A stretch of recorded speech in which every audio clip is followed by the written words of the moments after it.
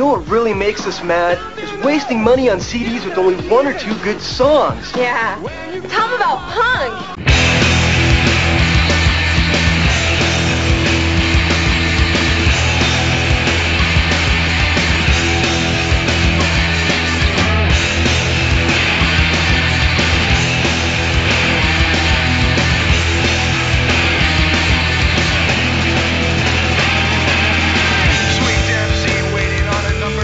What's up, posers? Welcome to Punk Lotto Pod. I am your co-host, Justin Hensley. I am your other co-host, Dylan Hensley. And this is the show where we assign our guests a year, and they choose one punk, hardcore, emo, screamo, alternative rock, power pop record from that year for us to talk about. Alt Lotto Pod. We're really stretching the boundaries of our show a lot lately this year. Yeah. Oh, well, who cares?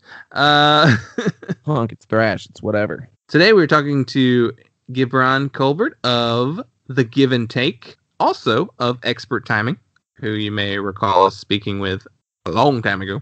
He has a brand new record just came out on Knife Punch Records. Highly recommend everyone check it out. And today, what are we talking about? We are talking about the year 1997. And the album is So Much for the Afterglow by Everclear. You know, you say we're stretching the boundaries of what punk is, but there's definitely punk elements in this record, which we don't really address too much, but... It's alternative. Yeah, but art came from the cowpunk scene in San Francisco, so, yeah. Well, all alternative rock ultimately comes from punk.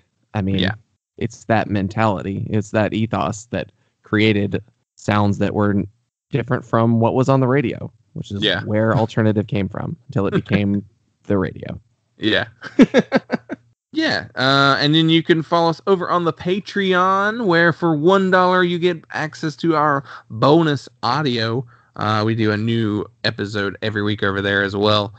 This week we're going to do a 5x5. So that should be up already if you haven't heard that by now. And that's patreon.com/punklotopod. You can follow us on punklotopod.substack.com, where I will, at this point, sporadically post newsletters. And then we're on all the social medias, Instagram, Facebook, Twitter. Email address is punklotopod@gmail.com. Voicemail 202-688-PUNK. Yeah, I think that about covers it. And enjoy the show. This conversation is really fun. Yeah. This is it's another divergent one, if from our similar to our Ancient Shores one previously, but it's a really fun conversation. Enjoy the show.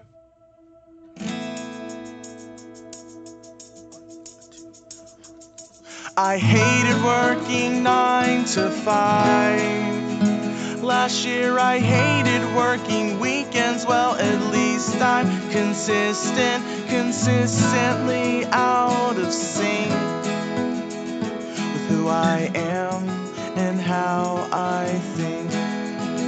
I miss those days back when my jeans didn't fit, and when our apartment got cold, we just made the best of it.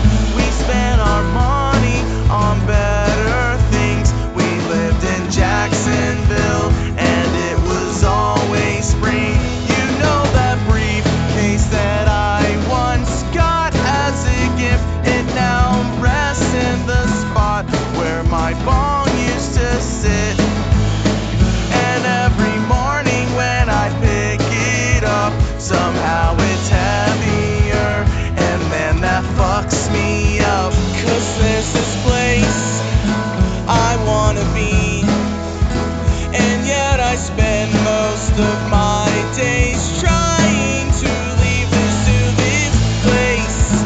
I wanna be a place that I can't see. I think back when I used to live in an ignorant bliss, but now perspective rests where my privilege used to sit. When I was younger, I was never mean. I thought my heart was pure and my soul was clean. Back in those days when I used to say that Jesus was it, but at least I'm smart enough to call him what he is. Tired fictions about long lost times. I'm in my 30s now, my destiny is mine. 'Cause there's this place I wanna be, and yet I spend most of my days trying to leave this to this place I wanna be. And yet no matter how much I try to believe this to this place I wanna be, a place that I can see. So, welcome to Punklotto Pod. I never do that. I don't know why I just did that. So, you asked me last night if we'd actually met before. Yes. And, I guess we haven't.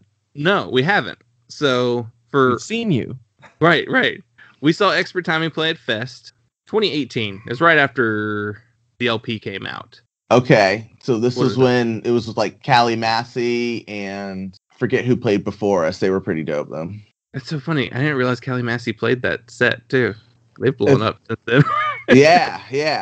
It's always interesting to keep track of. Last fest, before the last one that happened, so right before us was Origami Angel, then us, then Spanish Love Songs. It's like, gosh, man, I really appreciate Tony at Fest. Like he puts some stack bills together sometimes. They're pretty great, or all the time rather. Was Spanish Love Songs a mystery band too? Yes, exactly, yeah. Because we missed y'all at that fest because we were across the street at the Woolly seeing somebody. I'm not sure. I don't even remember who it was we saw. Yeah, right. So and then we came out, we were like, cool, we just gotta go straight across the street and go see Expert Timing. And then the line was wrapped all the way around the corner, around that soda shop, and all the way down to the art barcade thing. I was like, well, I guess we're not getting in. Yeah. It is interesting how it's now kind of become that. One of the things I would love to happen is maybe to have a couple more like smaller outdoor showcases and stuff. So that way, when you're in line, you can still catch some, they kind of have at that pizza shop, they have outdoor. That'd be also, I'd love to, although I think that's more, it has to go with the city, but I wish there was more vendors outside too. So that way I could, like you said, if there's a line that's super long, it's well, I'll just check this place out and then come back or something, Yeah. Yeah. There's you got the hot dog guy, and then there's that one dude who started what did he start? It's a funnel cake stand that is only there on Saturday nights or something like that. Oh. And then that's it as far as those. I mean, 5 Star has their tent. It's a tent, but it's attached to their building, so right next to the right out there.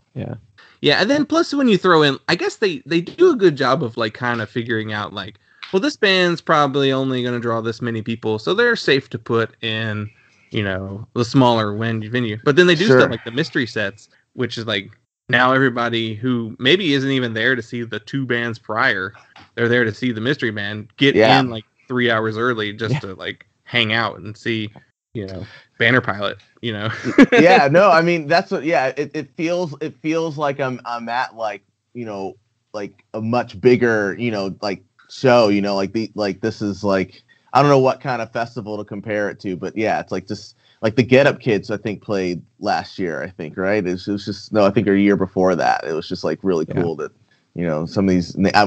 Who's the big names on it for this year? I don't. Hot Water Music for sure, because they're doing which record? They're doing actually one of the really good records, and a fan selection set, which I don't know what that'll even look like. And then who else is the big one? It's probably right. There we go. Yeah, I'm looking it up now. Yo, Gorilla Biscuits. Yeah, that's right. Oh yeah, right. That hardcore band. That's gonna be pretty baller. Yeah. Are you playing? Yeah, Expert Timing will be playing. Are you doing this? Are you doing a give and take set too? My plan is to slip that by Tony. Hopefully when I see him in August. So to be hey, by the way, I happened to just write my own album over the year we were gone. So yeah, you'd just be like, oh, I'll be perfect for the CMC acoustic showcase down the road there. Just a thought, I'll play. Yeah. I would Mother's Pub. Yeah, right. Oh, I mean, I would bring my guitar and just set up outside somewhere, like whatever. It's just like you say, it's just great to like get your foot in the door. And Fest is like such a great place to always know you can play or tour to, in that time of year. Yeah, for sure. I still have not decided if I'm going this year or not. This will be the first one I've missed if I don't go since I've been going since Fest 7. So wow. This would be the first one I would miss. And part of me is like, well, I guess I still have to go. Like, I'm fully vaxxed, I'm kind of waiting to see what happens. Maybe, hopefully, there's no variants that pop up over the summer.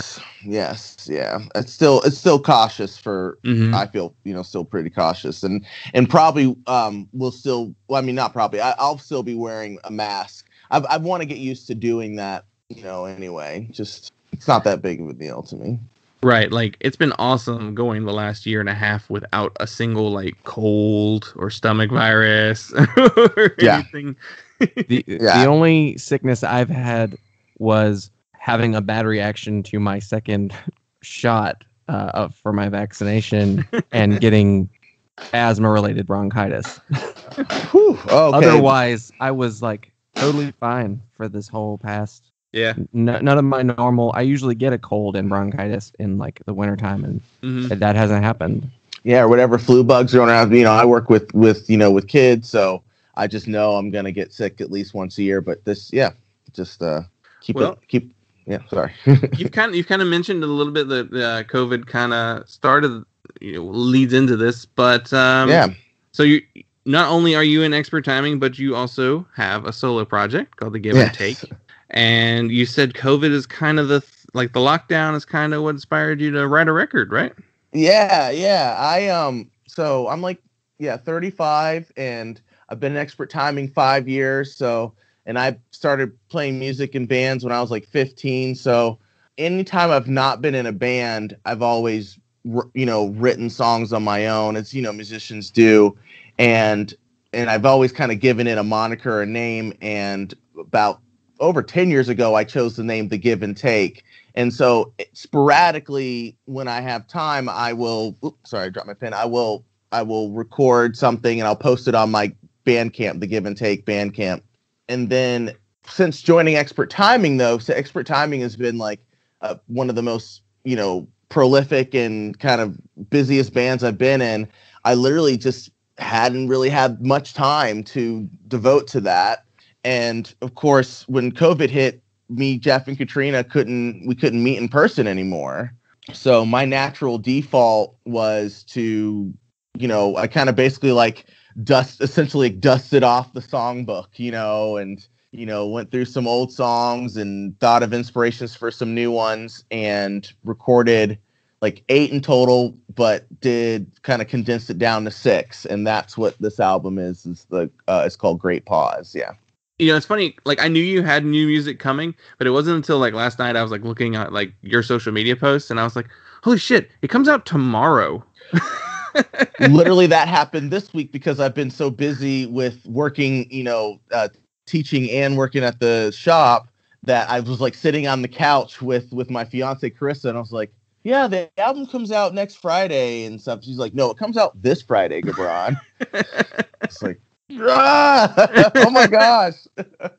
Yeah, so this is the first time we've ever had someone on on the eve of their record coming out. Yeah. How does that feel? I assume you're pumped. Oh my gosh, yeah. I get to use the word drop today a lot. Yeah, I've been messaging.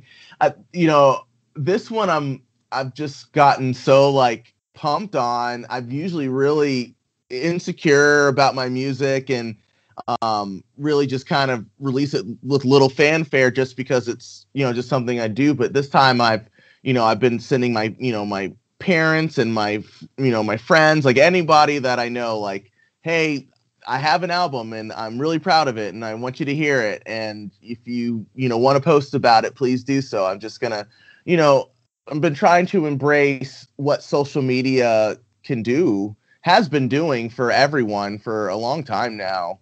If you put in the work, to do it, I used to kind of have an elitist attitude where it was just, if the music's good enough, they'll find it. if you build it, they will come. Yeah. I mean, dude, it's so good. How could they not? Right. Yeah. Which we all know from experience and just the records that we love. That's not necessarily the case. Sometimes you do need a little bit of pushing to get in front of people. I can't think of there are so many records where it was the album art, that made me buy it in the first place, or you see a band live and you're like, I just like how they act, and I totally, you don't know the songs the first time you hear them, yeah. Oh yeah, there's definitely been bands where I've even heard their recorded material first. Was like, it's fine, or just wasn't super into it. Saw them live and was like, holy shit, I love this band now, and then became a fan. So we have this joke that this August is going to be Dave Pride Month. And me and Carissa, my fiance, are going to visit her family. And then we're also going to see the Dave Matthews Band play. And it will be my first time ever seeing Dave Matthews Band or the band. So I assume that's what will be the changeover, is seeing them live. So as of right now, you're not a fan, right? Is that what you're saying? As of now, I make fun of Dave Matthews every chance I can. I've heard that the live show is incredible. So it's more than 75% of their recorded material at this point. Our old hardcore band, our guitarist and drummer are brothers, and they're both actually drummers, both really good drummers, and played in percussion ensemble, and they would always tell us their drummer is incredible. Yes. What is his name? He's been in magazines and stuff. Oh. I'm looking at drummer. I wanted to say Cameron Victor, but that's Carter Beauford. Carter. Yes. Yeah. Yes. He's legendary. Yes, exactly. Yes. Legendary drummer. Sadly, I found out that their saxophone player, the tenor saxophone player, passed away. Yeah. Oh. Yeah. Yeah. So probably an different vibe at their live show. I'm excited either way. Right. Dave Pride Month, August. Yeah. So how many instruments do you play? Because you play drums and expert timing, and you do guitar in this project. What else can you do?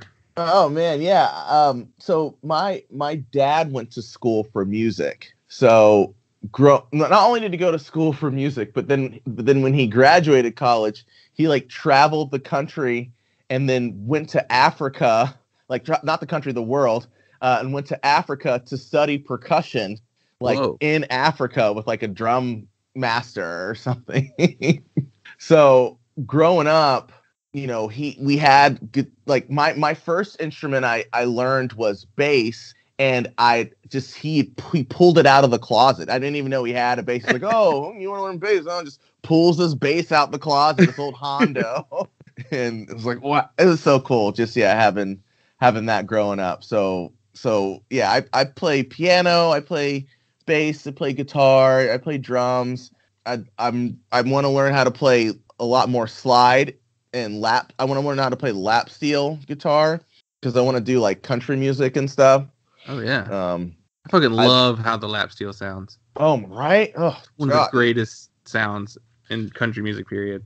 Yes, yeah. I think, and kind of as I've been kind of studying, what country music is, I kind of feel is almost essential if you really want to capture that sound, Dylan's the big country head on our show. Yeah. Oh. Yeah, pedal steel is pretty essential to country music. Okay, great. You can't live without it. There's good country music that doesn't have any steel guitar, sure, but that when you think of country music, you hear the sound of steel guitar. Yeah, 1 million. And as I keep talking about, Krista should be in here. I keep talking about her, but she grew up listening to country music and has been playing it, throughout our relationship. We've grown on like 4 years now. And so it's been really nice to kind of, because I've been getting into it without any sort of, pretense about it. And yeah, it's that like late 80s, early 90s kind of ballads, that have, just that big sound. And when it's like strings is what the lap steel, it's like strings on it. Oh, it's just beautiful. I love it.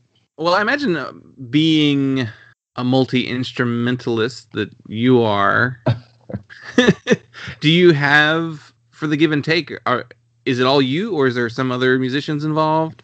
No, yeah, this album, I mean, I love to collaborate with people. I hope to do that in the future, but this one, yeah, it's all instrumentation, everything, everything is all me on there. It actually, it started off as demos on my phone that I, was nervous about, but thanks to Jeff in particular from Expert Timing, like really encouraged me to really, track them. And when things were opened up a little bit, I was able to go over to their place, and I spent a day playing drums to the demos, playing bass to the demos. And then he would send those tracks to me, and I would put them back into GarageBand on my phone. And then I just layered guitar on top of that, layered vocals on top of that. So like in one of the songs, if you pay attention, you can hear my dog. She like shakes in the middle while I'm like recording this demo, and I left it in, but now it's actually on the actual album now. So that's awesome. I love hearing like that kind of thing on a record, like maybe like footsteps in the background, or like AJJ uses a lot of like, you'll hear like birds in the background on some songs. And it's just like, oh, I love this. His Jeff's Rosenstock song Pash Rash is so like quintessentially that I love. It starts off like it's sounding like a demo, and then speeds up when it kicks into the full band. I love that stuff so much. It's just like fully organic, like gives you the illusion of really just being there. Like, yeah. Mm-hmm. Growing up, when I didn't really fully understand what the songwriting and studio making process was, I imagined that this album was just the band that good. They just from start to finish just sing perfectly and just play this whole this whole album. I love that. Yeah. There's definitely a charm once you find like, oh, this record was essentially recorded live and just we had some like overdubs. That's all we did to it. I love that, learning that about a record. Yeah. That's how all the Tom Petty records are. Like most of the Heartbreakers, like the stuff that the band played was just like they recorded together. They recorded everything live together. I mean, obviously they do multiple takes, and they would overdub, probably some vocals and some different, extra guitar parts. But like the bass tracks, it's just the band playing together. They're just that good. That's what you want. Jeff had a really good tidbit of like knowledge about where he, I love bands where there's a changing roster of people. But Jeff made the comment that, but those bands usually are, quote, unpracticed. And there is something about seeing a band that has been together for a long time, and that you can't fake or force that. That is, if you spend that time together, you bond and can feed off each other in a way that is unique, and special. So I get his point to that, and I always kind of take that with me. Yeah. I mean, there's definitely benefits to both. Like, I mean, all music is valid music, regardless of like style or intent or how it was recorded. So like, it's just what you connect to personally. And I do like that. I like having a consistent lineup, but then there are those other bands that I like that it's just like, oh no, on this record we got this, great guitar player, because it keeps it fresh. Oh, I love the idea of keeping it fresh. I love keeping it fresh, and I also love songwriting when you can be really collaborative, and I have my version, and then we have a version we did together, and I'll release both of those versions, so you can see how songs change and with having people. And I also do love the idea of like, it's like there'd be a lot of bands that if I didn't know their music, I would still go see just because they played together for 10 years. And it's like, oh, you got to see what 10 years of, of if Gorilla Biscuits, had released albums consistently from like, and they were, however, 30 years into playing, it's like, you got to go see 30 years of Gorilla Biscuits, The Biscuits. Now we've got like, there's probably been 10 years between sets since they played together. Yeah. I'm really, this coming back from this year, the energy that everybody is going to have just from being away from it and I don't think at least in our modern time we had to stop playing music for a whole like 2 years almost, like, that energy is going to be palpable. Right. Like it was totally nothing to literally, like, depending on where you live, if you had a downtown area, to go downtown and there's like a band playing there, like even maybe just like a bar band doing covers, but it's still somebody playing. And yeah, I mean, there are places where that never stopped. True, in my town specifically. Yeah, but... you mean red states and red towns? Yes. Yeah. Sure. Yeah. You guys missed out on Smash Mouth at Sturgis. I mean, or who was it? Trapped or whatever? Like, oh yeah, like there's even in Tempe, like in like a major city area, there's a venue that has been doing dine-in concerts for a while, where it's like, we serve food in this music venue, so that means we can have shows. Like, let's get your hot wings and see Buckcherry. And, yeah.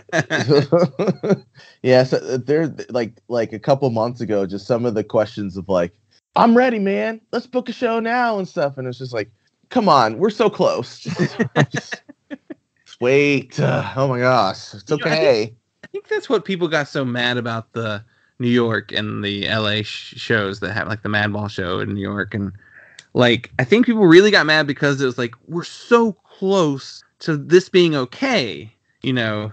And of course they tried to make it this weird political statement of like bordering on anti-maskers, like people need to accept that, like, this isn't a COVID happened and then we forget about it, like our lives are different, in good and bad ways, but let's try and make it on a good way. We're like, yeah, maybe we get tested more and care about diseases that kill people, like the flu. Like, it shouldn't just be people are just going to, die kind of thing. Like, I'm okay with making lifestyle changes if it's for the better good.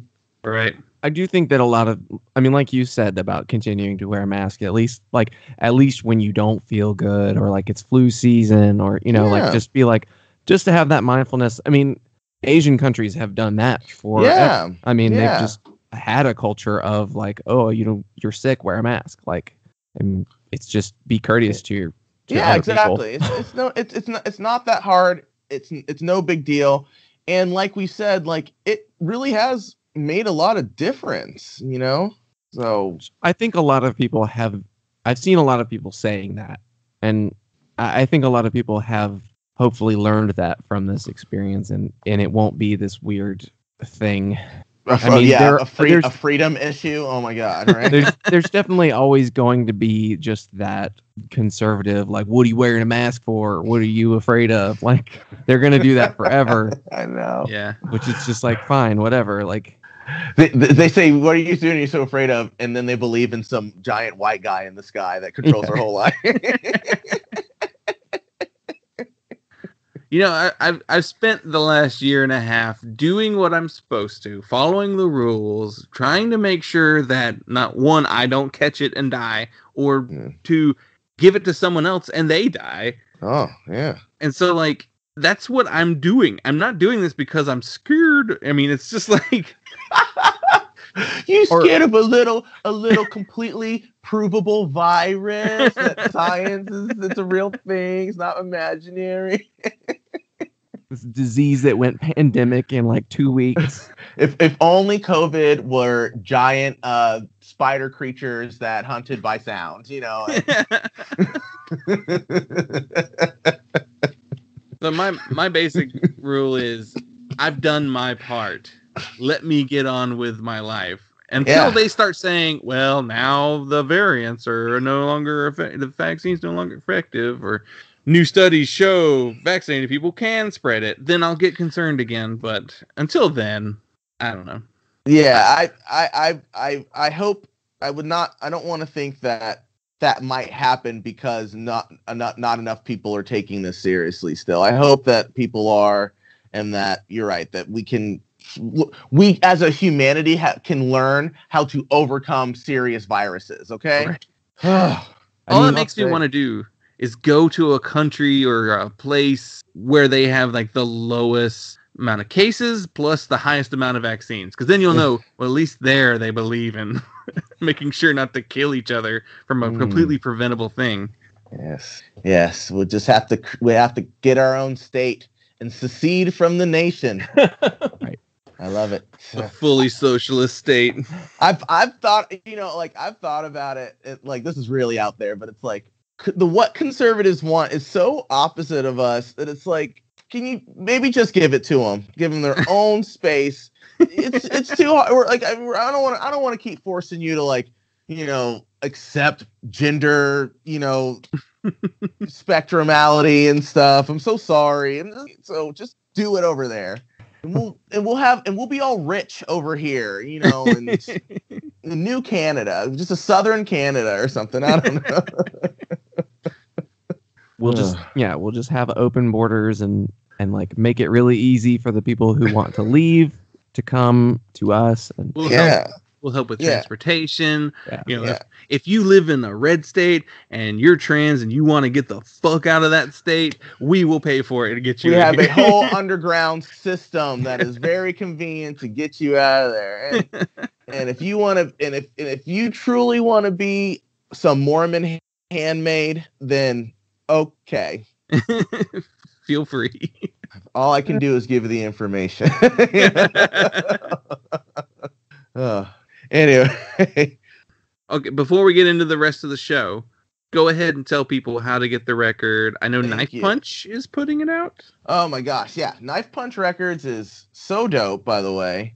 And I kind of had met and knew Danny when Knife Punch was just starting, and they, but like in the past year, they've like grown so much, and I just feel so cool to be a part of that roster. And Danny was so cool when I said I have this solo thing, and you want to hear it? Would you put it out? And he was like, yeah, absolutely, I'd love to put it out.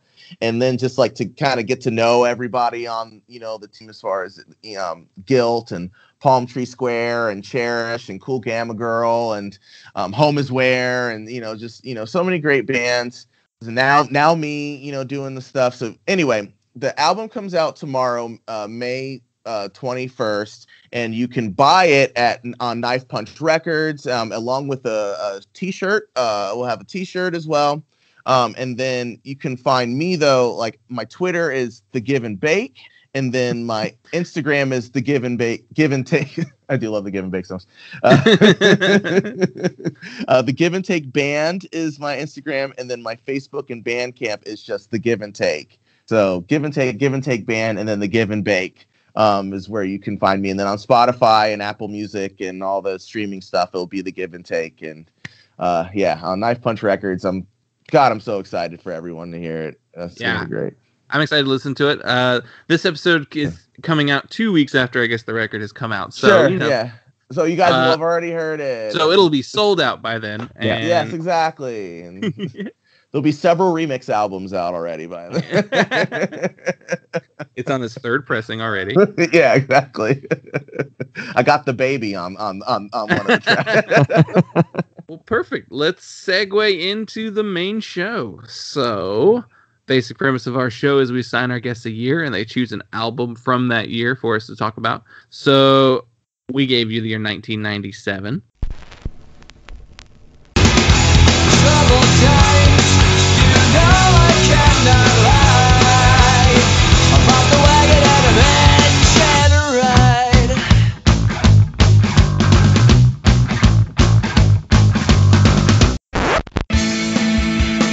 Oh, you got the darkest side. Oh, you got the darkest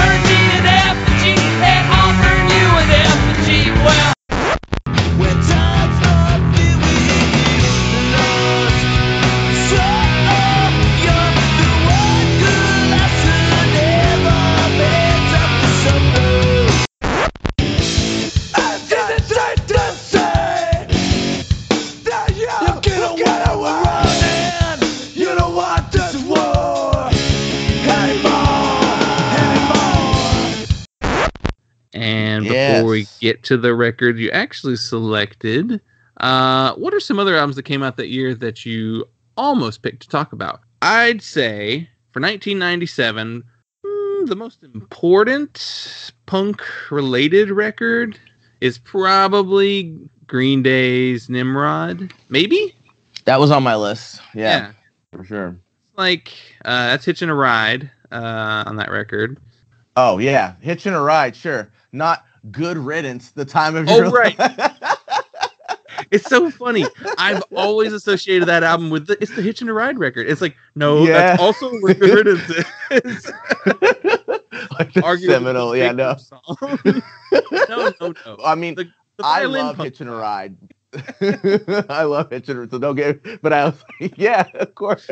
It's like you do that Plain White Tees record and you don't say "Hey Delilah" or whatever. You just like name every song on the record except that one. Oh yeah. What I love about Nimrod is that's one of those, like, I think it has like 15 tracks on it. You know, like 18. Yeah.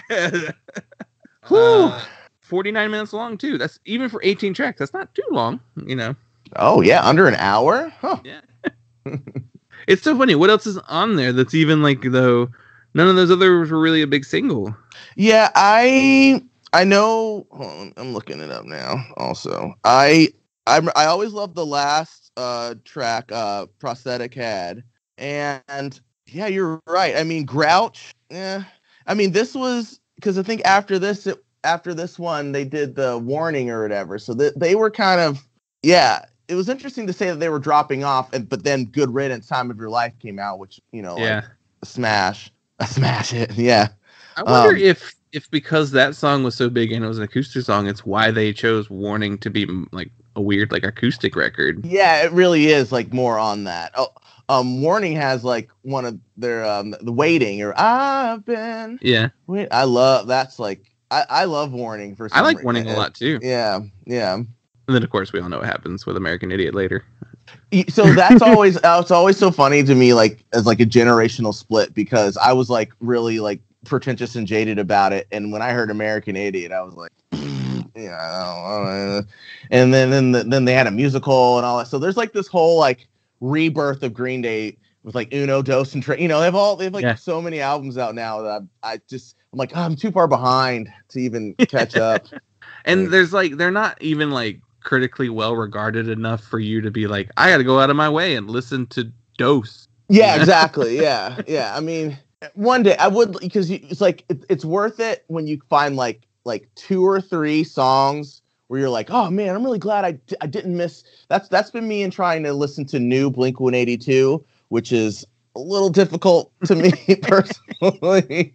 But it's like every once in a while, it's like, oh, okay, here's a really nice one. I'm glad I found that one to add to my Blink-182 collection, you know, like. Speaking of Blink, they released Dude Ranch in 97. Yes, yeah, Dude Ranch. Yeah, that was, not unfortunate, but I got into Blink with Enema of the State, so I had to go back and kind of discover Cheshire Cat and Buddha and stuff like that. But Dude Ranch, has, of course, Damn It. Yeah. But there's one of theirs. I don't think it's Apple Shampoo. I think it actually might be Dick Lips. But it's like I think it's like a really sweet, pretty song, and I really like the lyrics from that. Oh, Dick Lips. There's one more, by the way, I'd love to mention that I looked up. The Foo Fighters, Color and Shape. The Color and the Shape. Is that the second Foo Fighters record? Yes, yeah. The one before was the one with the gun on it, right? Yeah. The ray gun. Yeah. Color and Shape, though, I loved.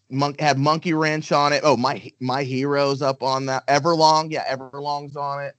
As far as Expert Timing goes, that is like our band, like our all 3 of us. Like that's the band we converge on, is the Foo Fighters. We love them. Yeah, those 3 songs were like massive. Yeah.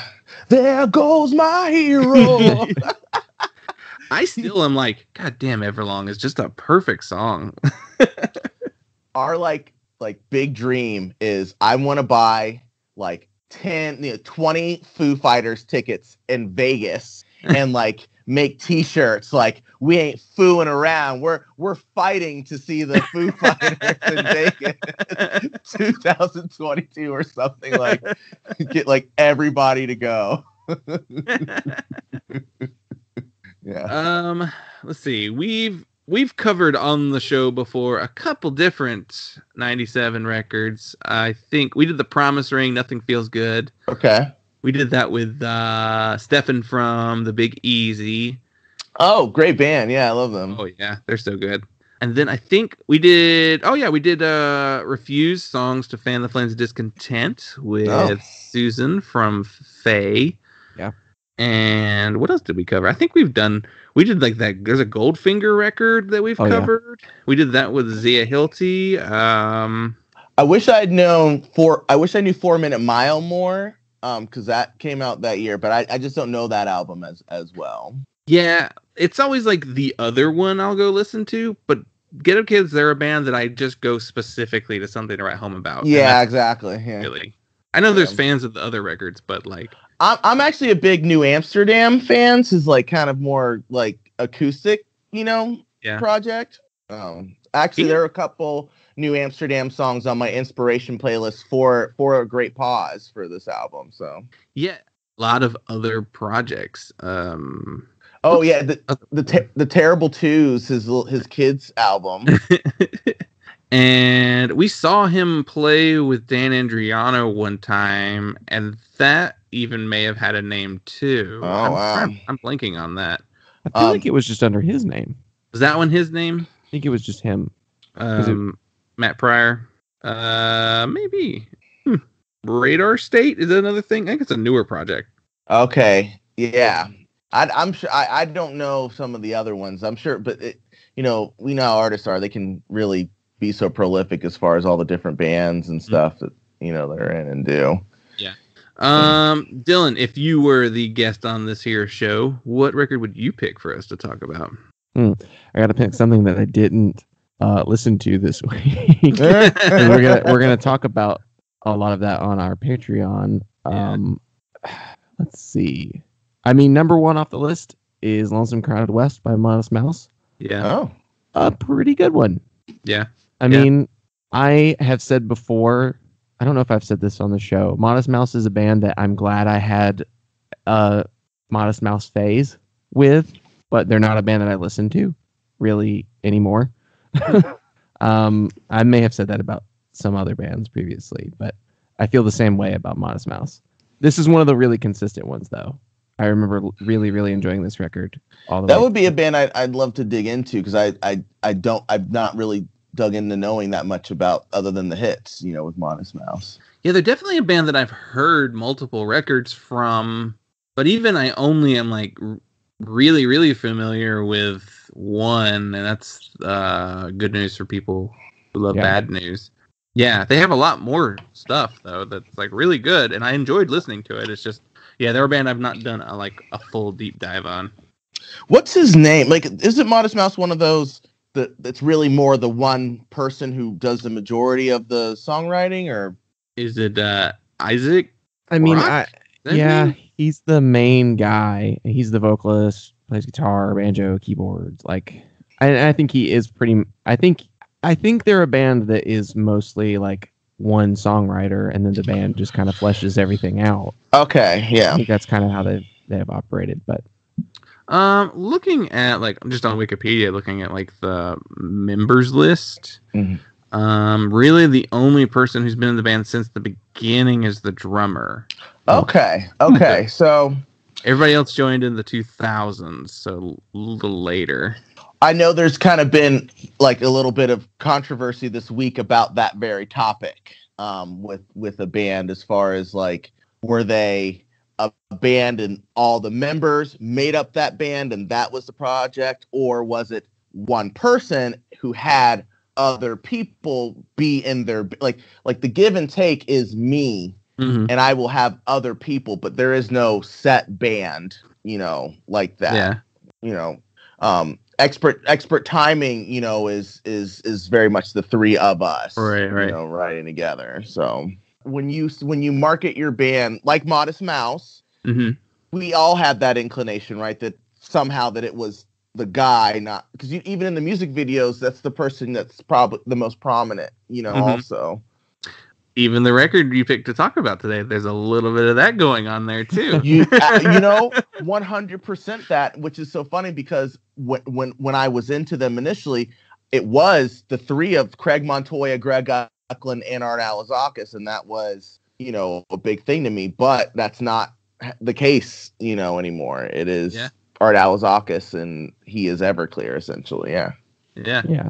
Well, I think it really just depends on how the band functions, and that gets murky when you're dealing with bands that don't realize that maybe they should have contracts with each other, especially when they're dealing with like at a high level, which the current fiasco in the DIY indie emo world, that's kind of where it's like, where is that line is maybe the question to ask. I guess I feel like that needs to be like hammered out like early on in the band's existence. Yeah, it's kind of, there's a little personal between how they write and see each other. Yeah, it's definitely like I know the way that I write music in seeking out band members previously, and how I will be doing so going forward is I would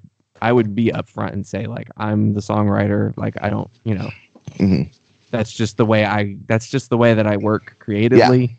And I'm open to interpretation to how we play it. But at the end of the day, I can take these songs, like you said, and I can play it my way. And then there's the way that we play it. And exactly. Those can be different things. Yeah, if I form a band with someone, then I wouldn't want to have songs already written. Exactly. I'd want to write them with that person. Yeah. Basically, people. Like, essentially hiring musicians to be like, you're in the band, even if it's early enough in the band too, where like there's no money at all. Like, we'll split gig money evenly if we get anything, that type of thing. But again, I guess the bigger you get, the harder it becomes. I guess then it should become this, like, right before you go in and record a record, you should probably decide what what the plan is going to be. Honestly, and I know some, and I think, I don't know if Everclear had this issue, but I know a lot of bands from that time had those kind of contracts where because I write the lyrics, I get 3% more, and it's like, oh, why does the drummer get this percentage, but the bass player gets this? And it can get weird. Yeah. And then when you're dealing with major label stuff, then you're dealing with like, how many points do you get on the record? Like how much, how much of the royalties are you entitled to, and how much of the credit are you entitled to? And like, which is weird. I could imagine now that you wouldn't think about it when you were younger, because you wouldn't know that, like, eventually you're going to write Father of Mine or, Santa Monica, because later Father of Mine and Santa Monica is basically going to pay your rent. Yeah. Like if it's, picked up. Well, let's move into the record you actually specifically picked for us to talk about, since we are dancing all around it right now. So we gave you 97 and you picked Everclear's So Much for the Afterglow.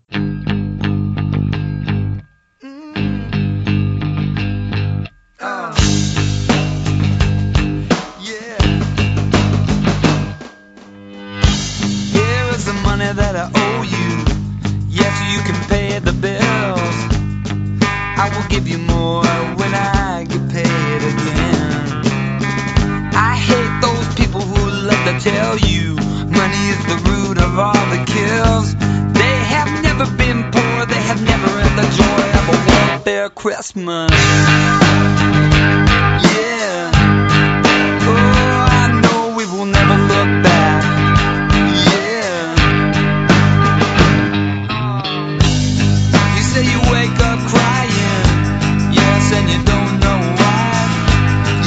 And you go lay down inside my baby's room.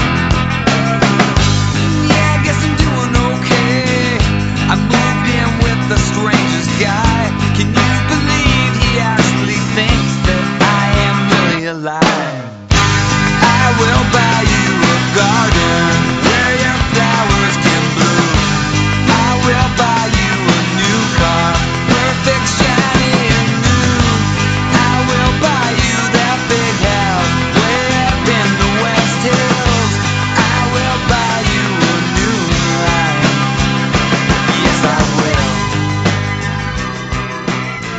A couple stats on the record I'll run down real quick. Everclear formed in Portland, Oregon in 1991. It was released on October 7th, 1997 on Capitol Records. This is their third album and their follow-up to their major label debut, Sparkle and Fade. Yeah. Person on this record is Art Alazakis. Very Greek. On guitar, vocals, banjo, mandolin, keys, and piano. Craig Montoya on bass, vocals, keys, and mandolin. And Greg Eklund on drums, vocals, and keys. A lot of instruments on this record. The record was produced by Art and Neil Avron. And Neil Avron worked on albums by bands such as Good Charlotte, Newfound Glory, Yellow Card, Fall Out Boy, Say Anything, SR-71.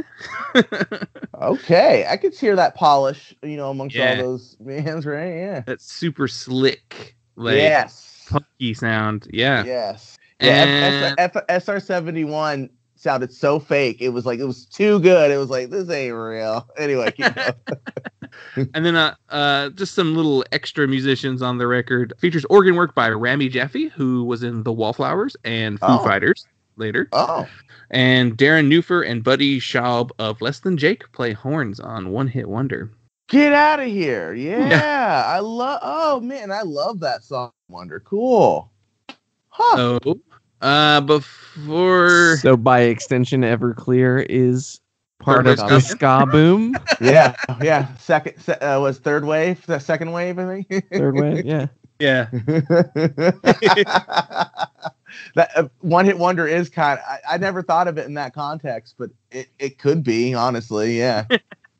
I mean, it's 97, and we've got the big Mighty Mighty Boss Tones record. We've got, we mentioned Goldfinger, that's got Superman. I mean, last night we watched Clueless. I don't know, but I did not know, that the Mighty Mighty Boss Tones are the band playing in the background of that whole scene. Yeah. I love that. They've been they were a little bit of a source of some controversy this week too. Did you see all that? No, but the Mighty Boss Tones? No, I was thinking of ST Saves the Day, but yeah, oh man. So, I saw that too. Yeah. No, Boss Tones, it's more like, it's just more like tone deaf, older punk guy kind of like. They did a George Floyd song on their new record. And they made a lyric video for it that consists entirely of their dancing man that's dancing the entire time. And so it's just like this. And the lyrics are just like, oh, you're definitely white dudes in your like 50s writing these lyrics. I hope they're in support of. Oh, yeah. But it's still just like, we don't need your commentary. Right. It's more of like, the criticism they get is like, the intention is good. You just maybe didn't execute it in the most tasteful way possible. Yeah.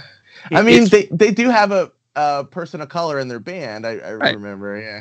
Sure. And they've always fought against racism. And like, it's ska, that's such a big part of ska music is anti-racist behavior. So like, coming for them for that is silly, or just more like, hey guys, maybe I don't know, give these lyrics a run through with somebody else.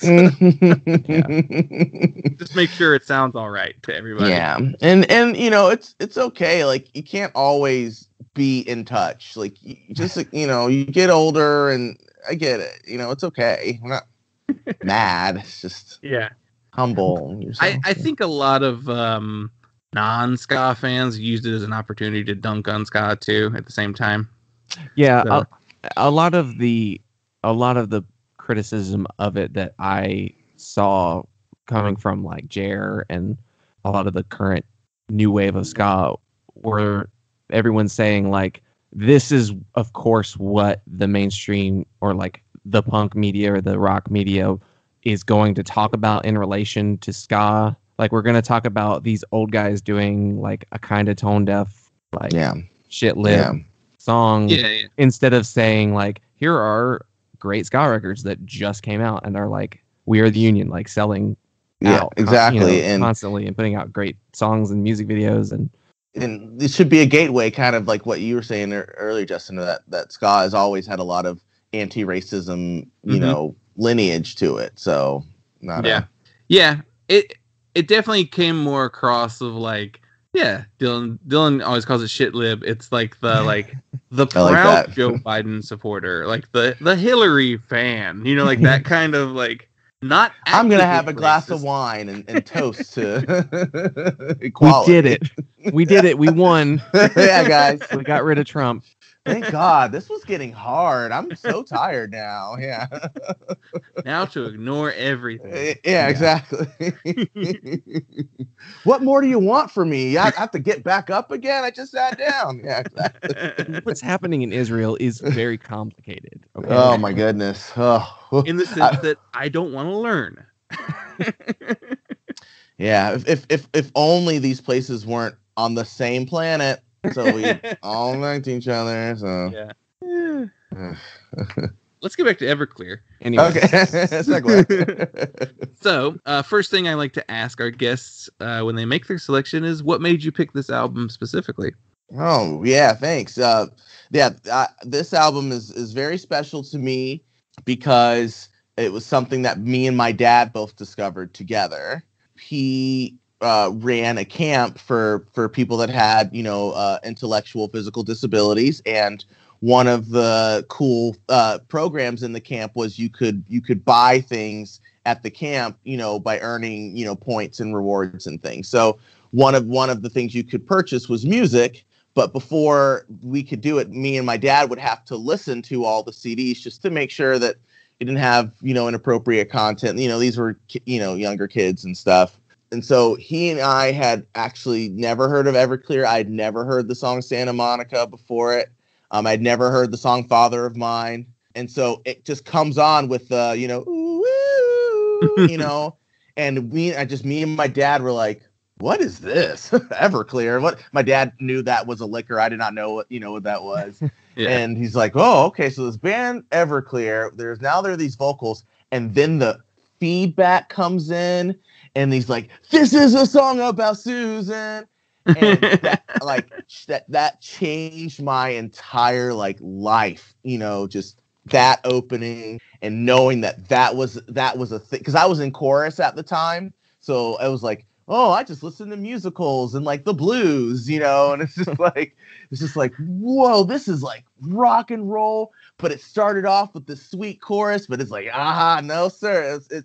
That was my gateway into getting into punk music and, alternative music, was that album for sure. Hit me at the right time. Yeah. How old do you think you were? I had to be 14, Nice. 13, 14. Yeah. This was just right before high school. I was playing bass, but I was playing bass to blues songs, stuff at school, and this one Dishwalla record that I really like. Yeah. What is the big Dishwalla single? Yeah, Counting Blue Cars. Yeah, that's it. Yeah. I knew they had one. Yeah. Yeah. Or I would record the radio on a tape. I would press record, and I get however many songs, and I would those 8 songs would be my favorite songs. 100%. I did the exact same thing. I would have I had my little stereo thing, had a tape in it, and a song would come on, and you run to hit the record button. And sometimes you wouldn't get the whole song. You'd only get the first part, and 100%. Yeah. Only 90s kids will remember. Oh my goodness. When it fades out and you don't get to hear the end because it's all right, welcome to the rock. It's God. I've always loved `hearing a song on the album that you've only heard on the radio before, and then there's all this extra stuff to the song. You're like, what we've been missing all of this. Oh my goodness. Yeah, right. Yeah, where they do, especially some of the radios would really do a hard end edit and just leave out the complete end of the song, Yeah. Just, whatever I guess it's more the label chose to edit it that way for the radio purposes. But yes, a radio release. It's not even a thing anymore. I single bet. Edit, yeah.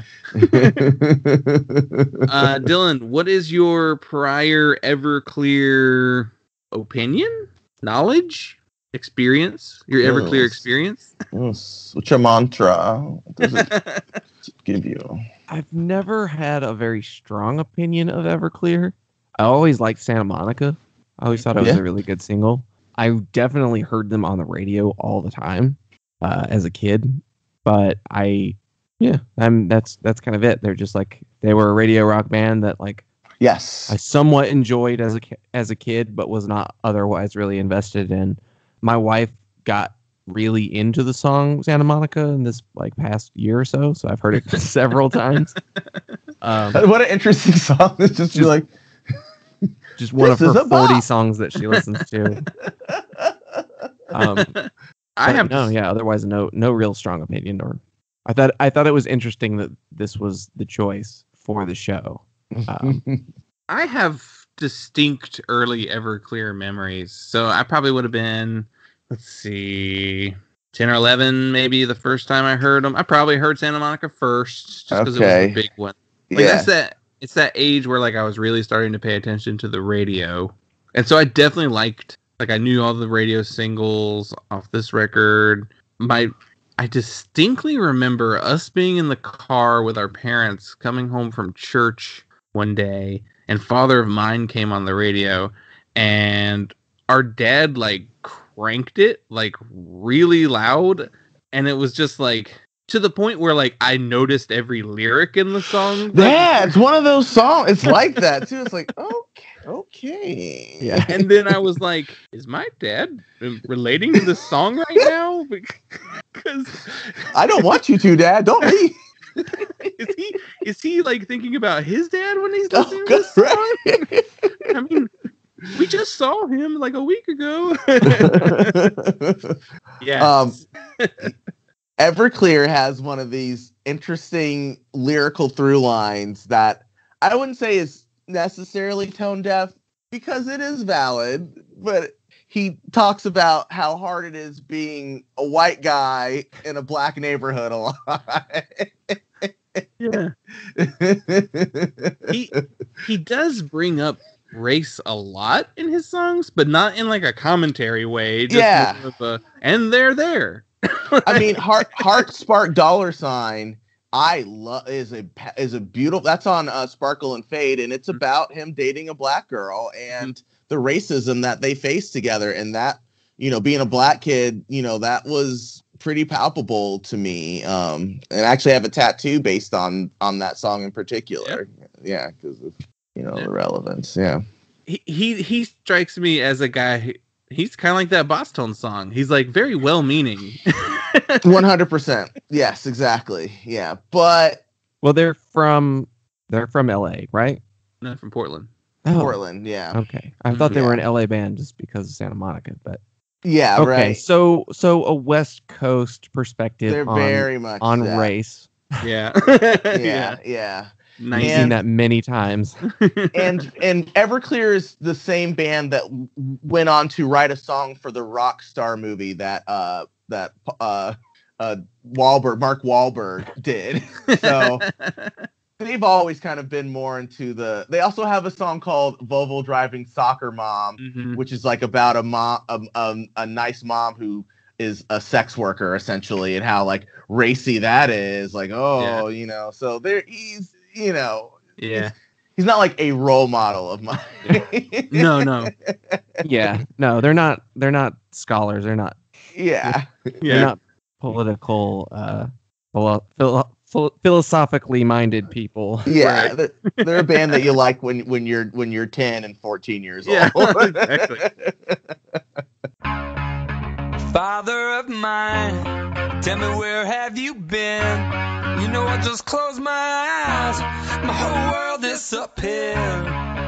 Father of mine, take me back to the day, yeah, when I was still your golden boy, back before you went away. I remember blue skies walking the block. I loved it when you held me high. I loved to hear you talk.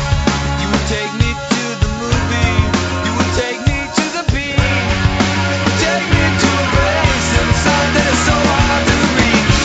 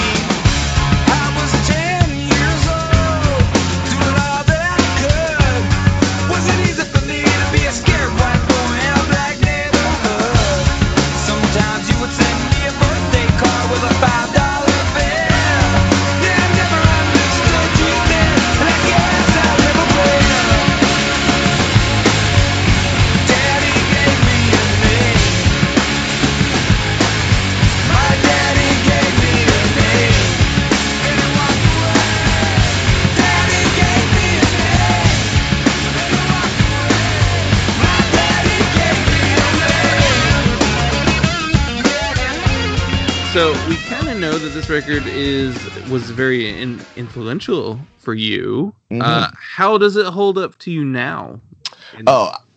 Yeah, I can put it on at any time, and really, it's funny that we talk so much about the lyrics, because lyrics to me have always been a not a secondary, but not as important. The way I've been kind of trained to listen to music was music, being my dad being a musician and listening to a lot of jazz and blues and stuff. So it was like music first. And so there's mandolin, there's Farfisa organ, there's One Hit Wonder has that cowbell on it. There's horns and stuff.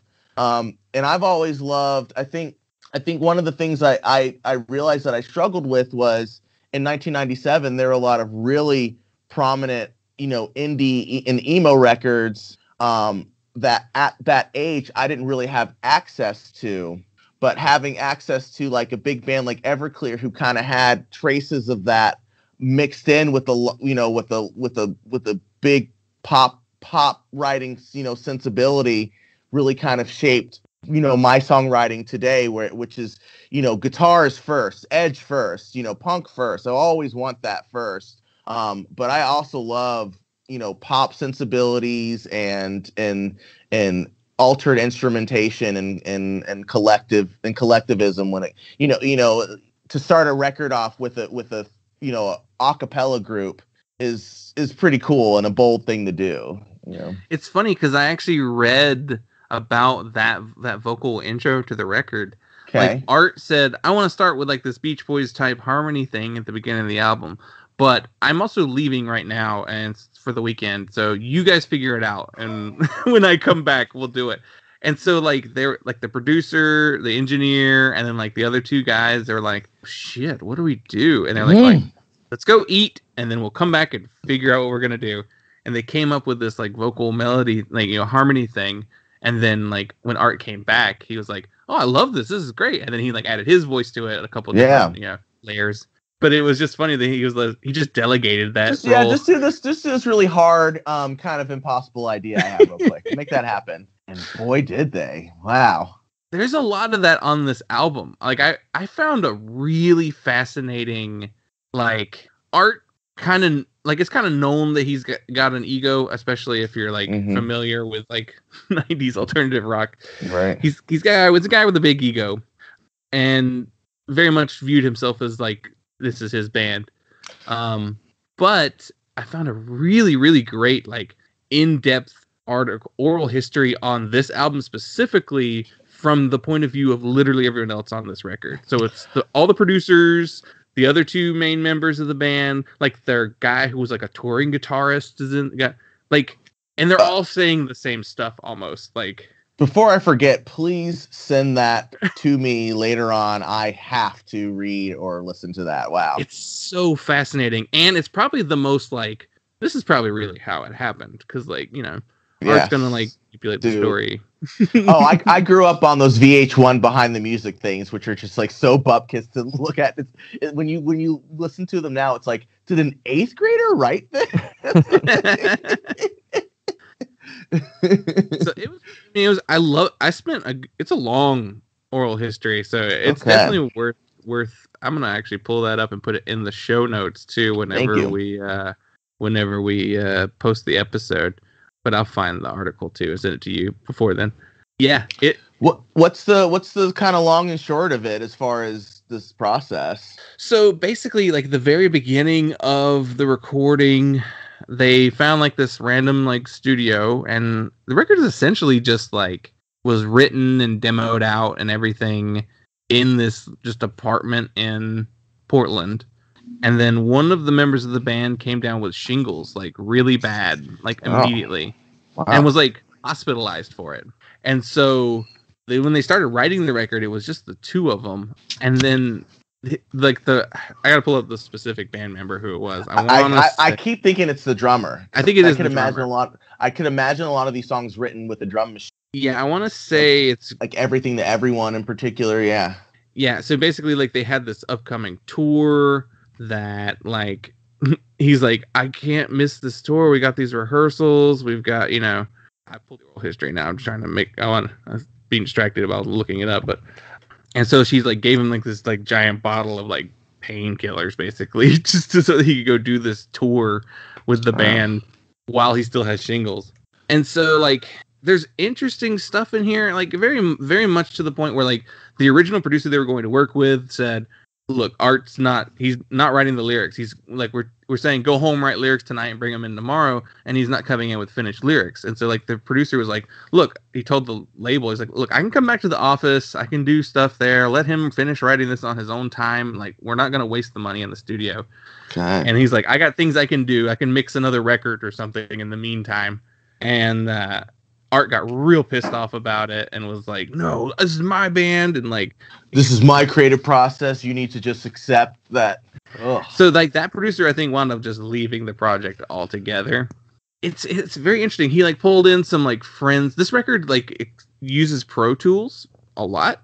And it's one of the few records from that time period, I guess, that was really diving in with Pro Tools. Okay. Yeah. It was probably 1997. It was definitely not common to mostly produce a record with Pro Tools. Like, okay.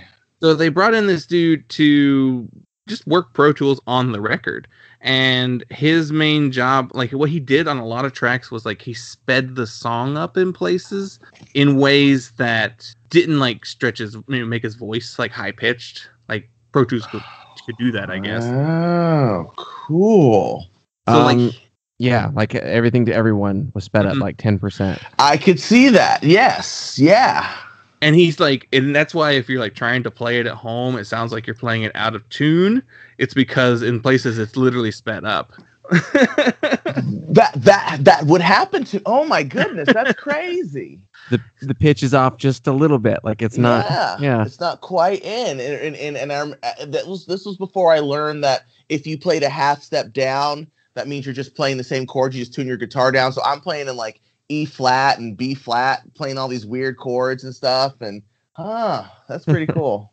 They said a lot of people were like, man, Art's like over the years who've seen them since the record came out, like, man, Art's voice has gone really bad. And they're like, no, actually his voice is just artificially higher on the album than it normally is.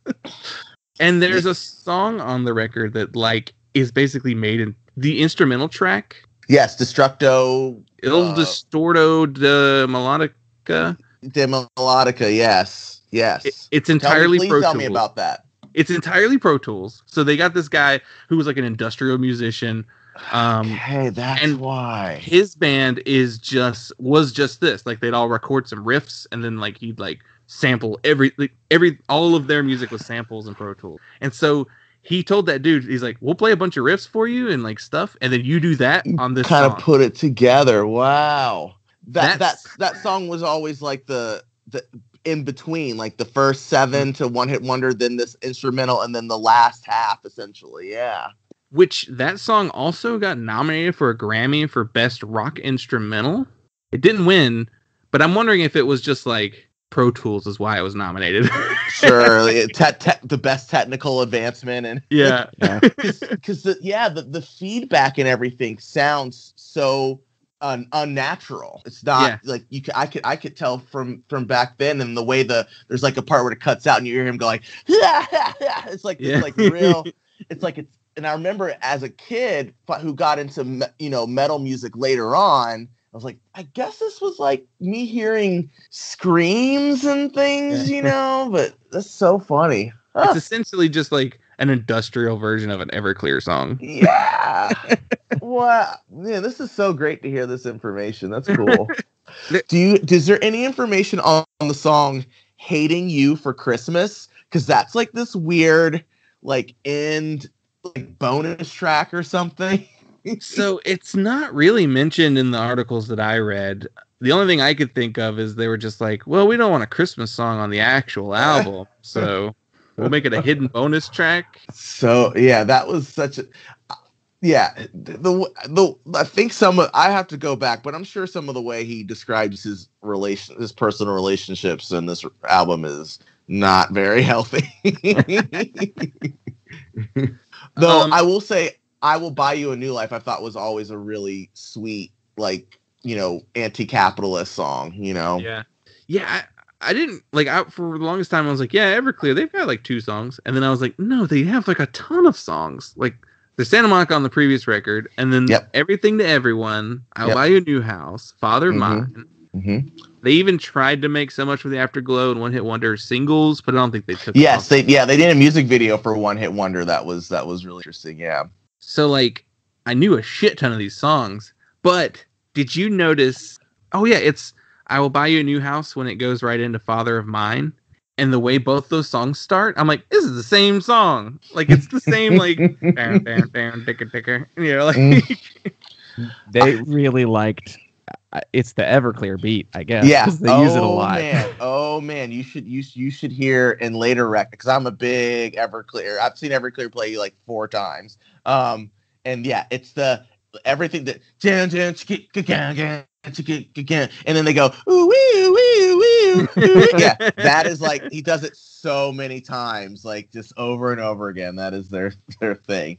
Do you want to know why? So they even explain that too. So I want to say it's the bass player. I'm trying to pull it up. Craig Montoya. Exact thing. Craig was. I just saw this. Was the one who got sick. Oh. During the making. Okay. Yeah. Oh, okay. So basically, there's this sound that they have on like a lot of their songs. It is that he calls it a bounce. And here I found it. It's Eklund. It's Eklund who brought this up. So I'll just bring it because he was the drummer, right? Yeah. Yes. So it's his thing. So let's see. I want to pull up the word for word what he said. He said there was something about Father of Mine and Everything to Everyone that had a certain rhythm to them from his guitar playing that kind of became the Everclear record, and he basically used them on every radio song after that. So this is it's Art's kind of thing, but he kind of had the rhythm with it too. But he said, I remember showing him this thing that I've only worked on at home and on my own projects. And I remember showing it to him and he really lit up. He said, it's a weird thing because from that point on, every radio single we had that thing in it, whether it's Wonderful, Father of Mine, Everything to Everyone, and I Will Buy You a New Life. It's the slowed down version of that groove. So he said, years later playing shows and he was really embarrassed that he was playing the same beat for 4 or 5 songs in a row. So it's his drum beat that's like on all of those songs. So he played it, Art liked it, and like kind of internalized it, and then wrote songs with that in mind, and then those all became the hits. So funny. God, it's like so you can never get away from those songs because they're the hits. You have to play them. It's like watching a Jurassic Park movie where it's like someone's got to let the dinosaur out. There's got to be a velociraptor, you know? Yeah.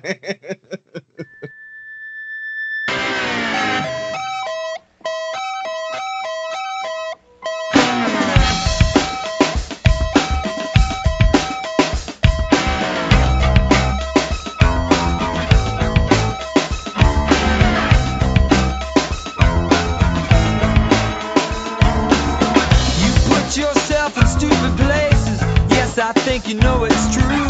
Situations where it's easy to look down on you.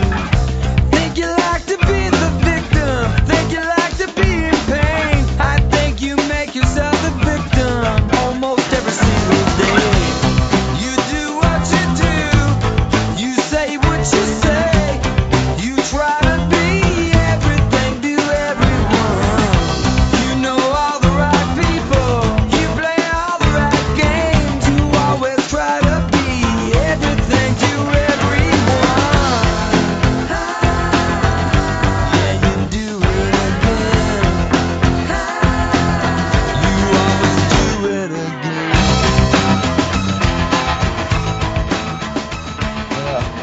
Dylan, what did you think of this record? Because, like, being as you didn't have much of an Everclear phase, I guess, for lack of a better term. Don't we all? My thought going into it ties in very much to those songs all sounding the same. My thought was all of this record is just one song, pretty much, but it's a great song. Right. Like, it's a good record. And there are, I mean, so much for the after the title track has that Beach Boys intro, which is like, I think maybe a little too long, but I like the idea. Yeah. And especially the way it goes into that riff, into that song, and it's got that really driving beat. And I want to say Amphetamine. Is kind of in the same lane. Yes, I love that song. Yeah, Amphetamine's like super, for lack of a better term, punk track on the record. Yeah. Like, she came down the down just to feed the snare. Yeah, I always love that song. I thought it was really cool vocally. Yeah, I definitely was like, okay, all these singles have like a similar vibe to them. Like there's a thing that they're doing that they do well. I guess they're just tapping into that Santa Monica. Yes, it very much has like the way his choruses kind of hit. Yeah. But then there are like those off tracks. Like One Hit Wonder sounds very different. The one that I've always thought was really impactful, especially being a kid, it's titled "Why I Don't Believe in God." It's just like, damn, just whoo, say it, bro. And also, I I very much enjoyed the song "Sunflowers." Yeah. Oh yes. Is that the "When you were a child, you were happy and free"? That one? I think it's that one. It's the one that I was like, this should have been a single too. Like it was like it wasn't as punk. I guess it was more melodic than the other ones were. Mm-hmm. Definitely had more of I don't know, a Wallflowers vibe almost. Like that song was really interesting because that is my newest favorite. When I went and listened to it again, and I, because by the end of the rec, it is kind of long. It does get a little fatiguing. And I would say, in my opinion, kind of drops off because I don't particularly care for like a California King and stuff. So it doesn't have the same energy at the end as it does at the beginning, in my opinion. But he played Sunflower live, and that chorus really caught me. I was like, this is a great hooky chorus right here. I'd never really honed in on that. And so Sunflower has been like a new favorite of mine. Yeah.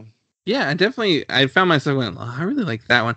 I guess maybe, yeah, California King didn't really do much for me as far as just like, it wasn't really anything different than what the rest of the record had already done. And I feel like you probably had a perfect ending spot with the acoustic song right before. Yes, exactly. Yeah, that could have been a good place, especially that song's so powerful and lyrically and stuff. It's about, I think, his brother dying, and And then there's weird tracks too, like White Men in Black Suits. So that one, I always thought was interesting, and that the drum beat on that song has carried with me, like I've never let that. I've just always kept that as like a solid, just a good like start a song like that. As I've always liked that. Yeah, it definitely has like I don't know, it's like played very differently, which I guess it fits perfectly right after Amphetamine, which is like a very fast driving track. Sure, and so he wanted to do something different. I mean, I would definitely personally I would not have put One Hit Wonder on there either. I think that is such a jarring song as far as like the list goes, but I probably should, because like what you were saying, Dylan, as far as it can get very samey. Like if you took out all the ones that sounded different, it was like an EP, like an 8-song EP of just Amphetamine and Father of Mine and Normal Like You and stuff, you would just be like, oh, this is just a power pop, band essentially. Like, yeah.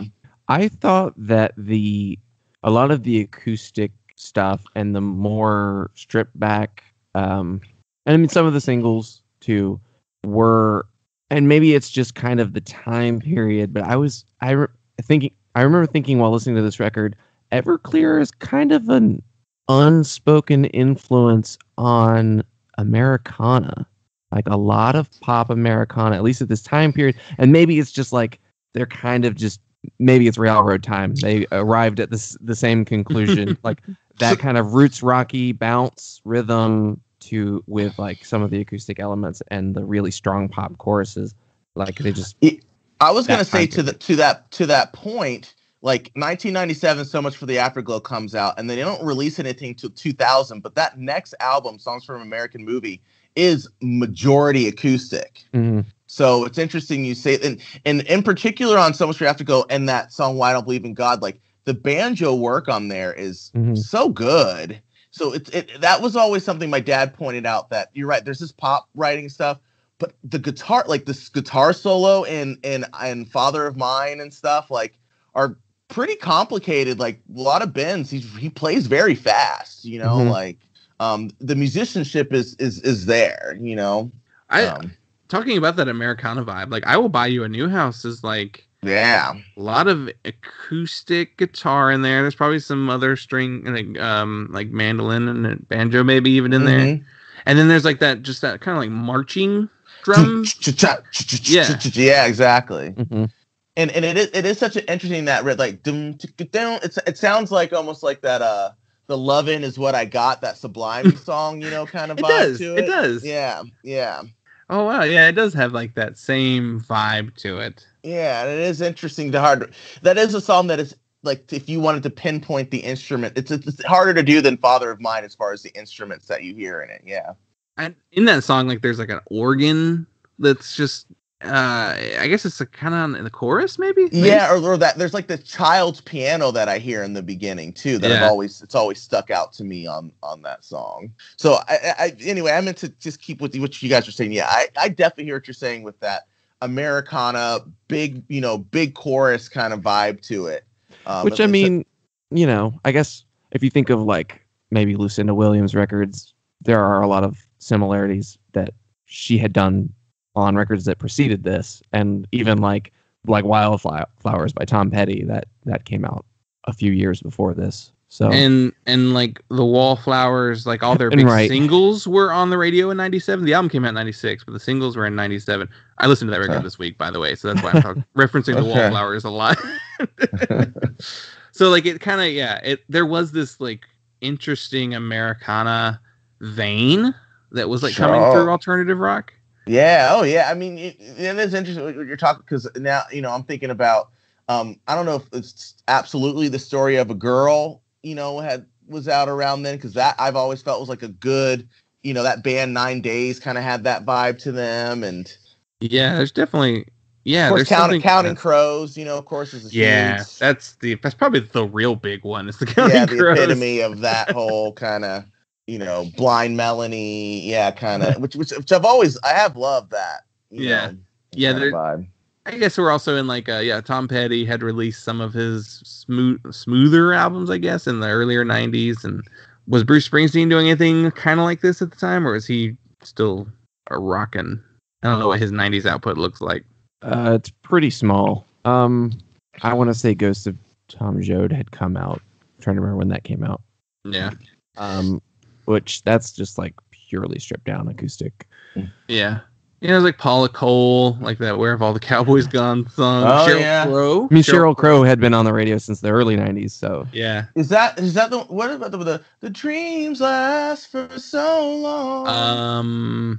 Is that Jewel? Yeah, Jewel, right around that time, yeah, for sure. The 90s are such an interesting decade for music. Like, to me, as far as like mainstream, it's the most diverse decade, because they talk about like, you know, 80s mainstream music is primarily all just essentially new wave, and like what is it? There's that thing that went around a couple of years online where I was talking about like they were showing like the waveforms, and it was like all 80s music is in here, and then like all like late 2000s, early 2010s was like also in that same block. Well, it's so interesting because what I learned with the late 2000s was within, you know, NSYNC and Backstreet Boys and Britney Spears was basically European Swedish dance music was what those songs was the background to, and that sound kind of took over for so many acts then. And you are right, like when I look at like movies like Clueless and stuff from that like time period, you would be a popular high school kid who knew one ska song, one rap song, one, you know, alternative song, and like a metal song, because, you know, there were still Faith No More and Metallica and, you know, those kind of bands. You know, Enter Sandman was I'm sure like big around that time and stuff. Like we talked about, was this last week? We talked about the the Batman and Robin soundtrack and how weird that is. Oh, the Batman Forever soundtrack. Or, yeah, the Batman Forever soundtrack. Does that have "Kiss from a Rose" on it? Yeah. But it's also got Mazzy Star and Brandy and like it's just like this like all the movie soundtracks are like that though. Like the Godzilla soundtrack is the biggest single was the Puff Daddy Jimmy Page. Yes, the Chimera remake. I forget what he did to that song. And there's a Green Day song on there and a Wallflower song on there. It's just like I think even like country music had like mainstream appeal. Shania and Garth were big '90s hits. Yeah. Well, the Batman and Robin came out in '97, so we can take a look at that soundtrack. Oh, what's on there? And it's a weird one. It's got twice. The two Smashing Pumpkins. End is the beginning is the end, and the beginning is the end is the beginning. Yeah. The bookends of the soundtrack. An R. Kelly song on there. Yeah, you've got Gotham City by R. Kelly. You've got Gotham City by R. Kelly, of course. There's a Bone Thugs song on there. And then, who else is on there? I had this on cassette. I still have it on cassette, actually. R.E.M. Goo Goo Dolls. Soul Coughing. This one's probably a little more consistent than the... One of the albums I wanted to bring up from 1997 that I loved was Super Duper Fly by Missy Elliott came out that year. Well, absolutely. I remember watching, there were like 2 or 3 videos off that record, like Hype Williams videos, I think, at that that summer, like they were on all the time, like Superfly and... Yeah, I remember seeing that. My sister was really into Missy, and I loved her in the big beach ball suit and everything. Yeah, that was that shiny vinyl suit. Yeah. 1997. I don't think I'm looking at movies that came out in 1997, and so many of these movies I can't imagine being in the same year. Liar Liar, Good Will Hunting, Batman and Robin. All right, those feel close together, but also Jackie Brown. The Quentin Tarantino remake, Jackie Brown, and Austin Powers. The first really? Austin Powers in '97. Oh, Mortal Kombat Annihilation. The really bad one. Okay, yes. Mouse Hunt. I saw Mouse Hunt in movie theaters with my class. We had like this reward, like if you read so many books and passed so many like accelerated reader tests, then you could go see a movie with the class. Here's something that doesn't make sense to me. Titanic in the same year as Grosse Pointe Blank. Oh, no. You know what I think is weird? When you think of the movie style of Titanic, but then also think of Men in Black. That came out the same year. Men in Black seems like that came out in like 2000. I can't believe that came out in 1997. Wow. And Men in Black Air Bud came out in 1997, y'all. Show me in the rules where the dog can't play basketball. Or any other sport. Because I think Air Bud just went on to play any sport. Yeah. Power Rangers Turbo Rangers came out that year. That was dope. That's the one where Rocky got hurt and he couldn't be a Power Ranger anymore. And they had to get a little kid. You can't be a Power Ranger. I can beat up people. This isn't going to be traumatizing to me as a child at all. That is off-world. It's actually a commentary on child soldiers. Start him young. He doesn't know what he's really fighting for here. It's called the Power Rangers. He thinks it's a video game. Oh, man. Have you guys watched that Invincible show at all? That show's been like such a trip for me. I haven't watched it, but I know it. I know of it. Yeah. Oh yeah. I did not know anything about the comic beforehand. It is. Yeah. Ooh, it is dope. It is dope. If you're not watching it, watch that show. If you're into that kind of stuff. Here's a good soundtrack movie that is really weird. I Know What You Did Last Summer. Okay. Has Southern Culture on the Skids, The Offspring, Mighty Mighty Boss Tones. I mean, it's kind of a Warped Tour. Yeah, so far. But it's also got like Toad the Wet Sprocket. Okay. It's got Adam Cohen. It's got a Lead Belly song on it. Okay, Lead Belly, like the blues artist? Yeah. Wow. Bing Crosby. You're making me think of when you would get a new computer, right?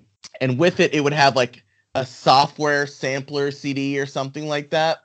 And one of like the Windows 95, I got like a Windows thing, had a music sampler disc that had Toad the Wet Sprocket, Brother, which I loved, Michael Bolton, Shower the People, the James Taylor song, which I literally on the love, like an Erykah Badu song on it. But like each one of I was like, I love all these. This is a good mix. This is a solid mixtape right here. Thanks, Windows 95. Kind of connect Everclear to a similar vein right here. I was looking at like something, and I saw that I Will Buy You a New Life was on the Now That's What I Call Music Volume 1. The first one? Yeah, in 98. And I was like, what else is on? That's weird. Everclear on one of those? And looking at it, it is the weirdest collection of songs. So you've got you kind of expect to see Janet Jackson, Backstreet Boys, Spice Girls, Casey and JoJo. Like I kind of expect that stuff.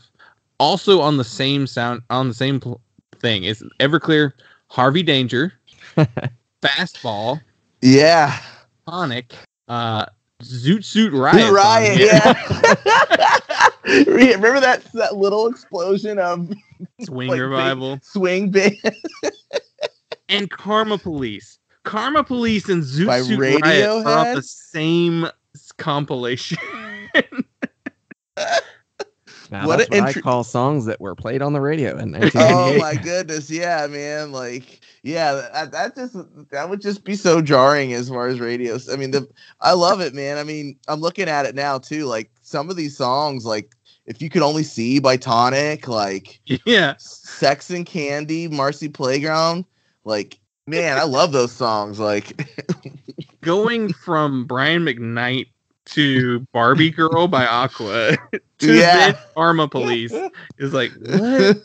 Yes, that is like a big departure. It's just an erratic playlist. This 4.5 minute long Radiohead song, along with Bop by Hanson. As soon as the Karma Police song, you knew who like the pretentious person in the car was. I'm sure it was like one of the most skipped tracks on there. Yes, I know. Majority of the people who bought this CD. I discovered the band Stained because I got a CD sampler with a book series I was into in middle school. Stained Mud Shovel, that like heavy song. Yeah, that was like the first single.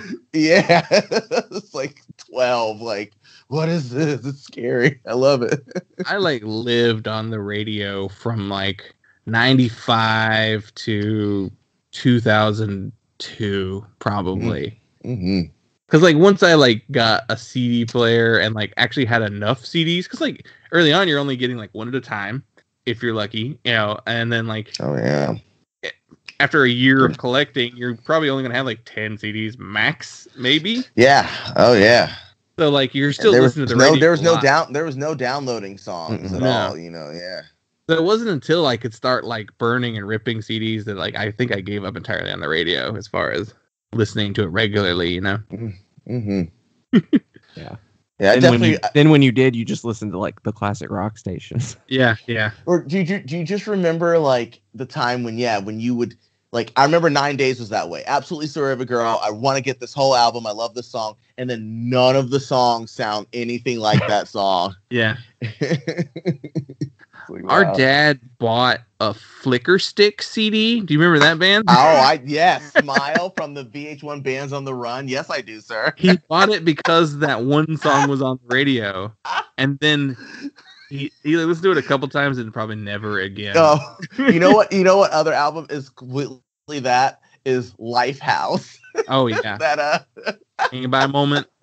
You love that song. No other songs are good. My band like that was the last one I remember doing that was like 12 Stones. Remember them?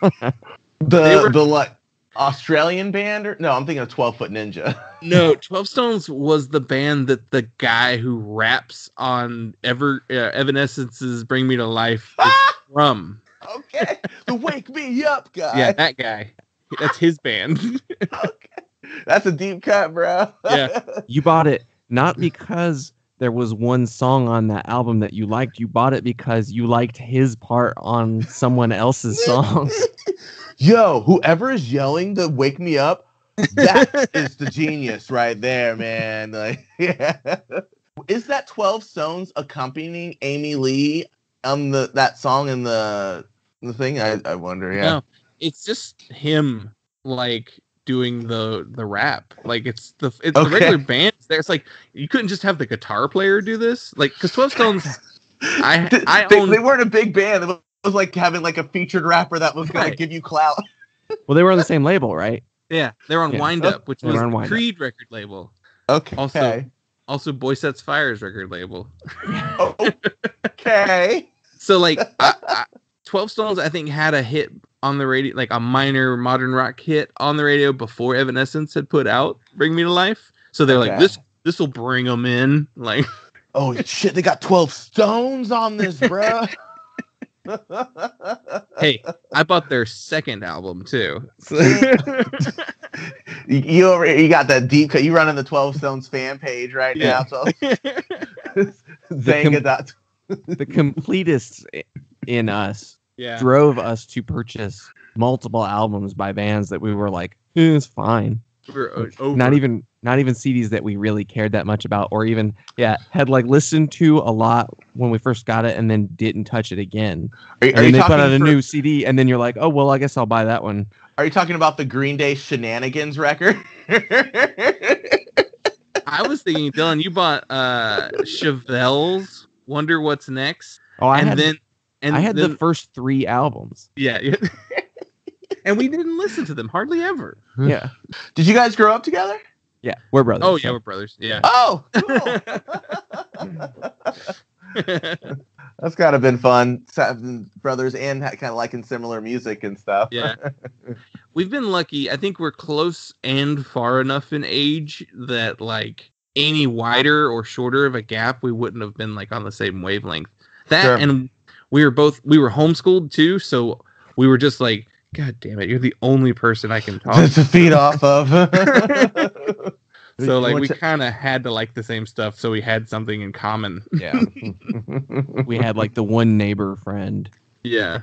At a time. Yeah, because we would have one, and then they would move, and then another one would move in, and then we'd stop hanging out with that one and go hang out with another. It was just like we could only have one friend at a time. Too much, you know. You got to balance that. You know, keep a healthy balance. We get you. And that's why we started a podcast. Yeah. Yeah, right. It's lifelong codependence. I love it. Yeah, I definitely hope, you know, if not this fest or whenever next fest, or where are you guys located in? At least if we play a show up there. So I'm in Hickory, North Carolina, which is about an hour north of Charlotte. Okay. So actually, we know a lot of the Charlotte people that you probably know. You probably know Josh and Sarah. Yes, yeah, exactly. Yeah, we always stay with them when we come to North. Yeah, so cool. We'll have to make it a point to hang out and, you know, get some breakfast or something. And then Dylan's all the way in Phoenix, so now when whoa, really? Yeah. So you'll have to plan your Southwest tour out that way. That's a dream of mine. That's a dream of mine to make it out west. The give and take ultimate goal is me, my fiance, and our dog in like a big retrofitted RV or van, and I just want to play like, you know, like I'll joke about Dave Matthews, but like I want to play festivals like that, just 3-day festivals, and I just have like one set, you know, but we get to go to the festival for free and just have this great, you know, staycation, tourcation, essentially. I not too long ago, a few months ago, I don't know why, but for some reason was looking up RVs on Craigslist. And because my brain was just like, what if we bought an RV? So I'm going to think about that for the next 2 weeks and just research it every single day. But I found Waylon Jennings' bus on Craigslist in Phoenix because he lived here until he died. Like he started out here and then came back and lived here. Have they kept up with it, or is it like a relic? Is it in a museum? It was like I want to say it was like an 80s bus RV conversion. It looked really nice. Like it was really well maintained. So I'm sure he was using it up until he died. Yeah. But the best part, it has the Waylon Jennings logo, the flying W logo on the front and back. And the inside of it, it had along the walls, it had a bunch of hat racks with cowboy hats sitting in them. I was like, do the hats come with the bus? Like you can drive Waylon Jennings' bus and wear Waylon Jennings' cowboy hat. Oh my goodness, right? I bet you the like collectors, like, you know, especially cowboy hat collectors, each one of those hats is like $1,200. Right. But that would was, just be asking price was like it was like over 100,000 or something. Yeah, just pulling up to these DIY festivals in the Waylon Jennings bus. It's like, who is that?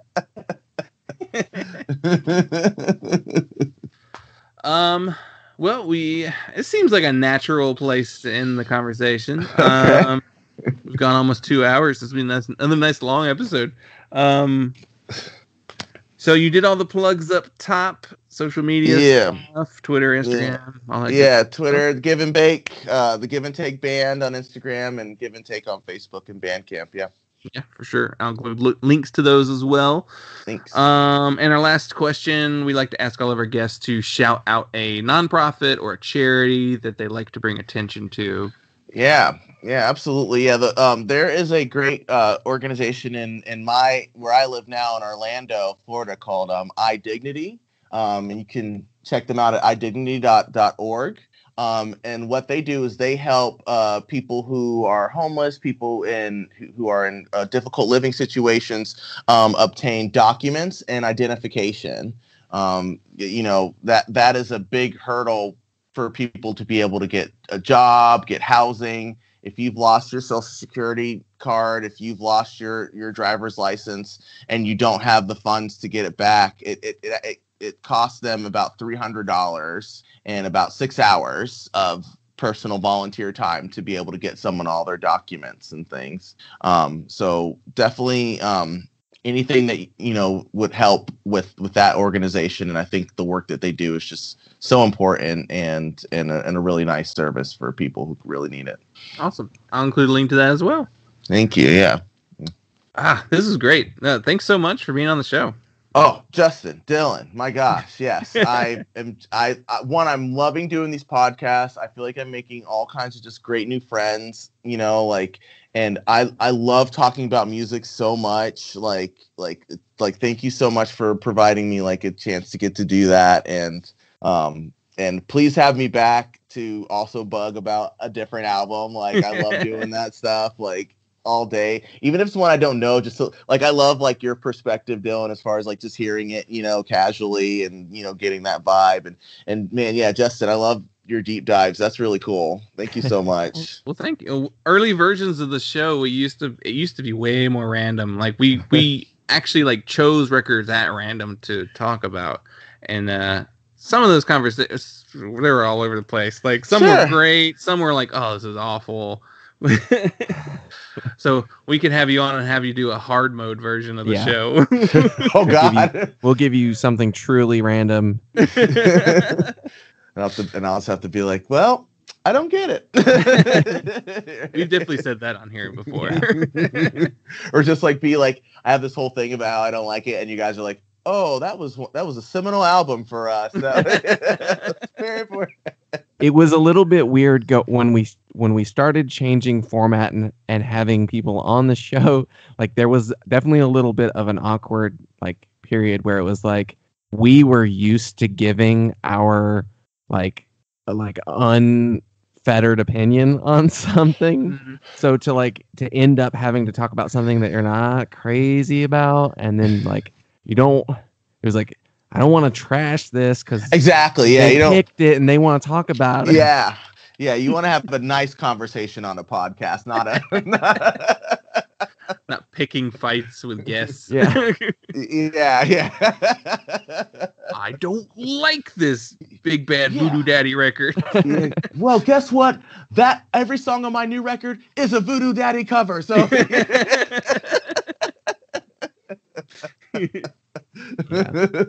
my dad is in that band. My dad is the Voodoo Daddy. Is the Voodoo Daddy. As long as people are talking about it, right? Business. Any press is good press. Yeah, infamous. Well, yeah, thank you guys so much. I've had such a great time. We are now friends in my book. And next time we see each other, we'll love to just chat, and hang out and stuff. So